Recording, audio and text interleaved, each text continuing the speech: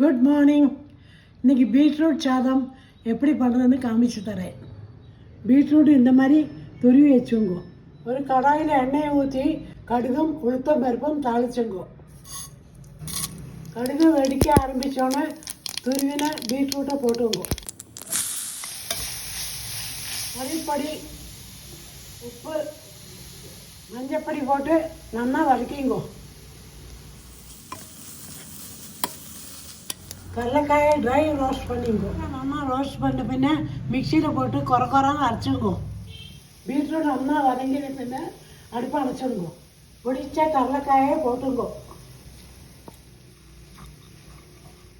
ஆறுன சாத்தில் beetroot கறியை போட்டு mix பண்ணிங்கோ.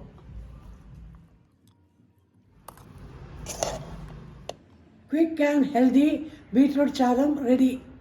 நீங்களும் ட்ரை பண்ணி எப்படிக்கு சொல்லுங்க. பாய்.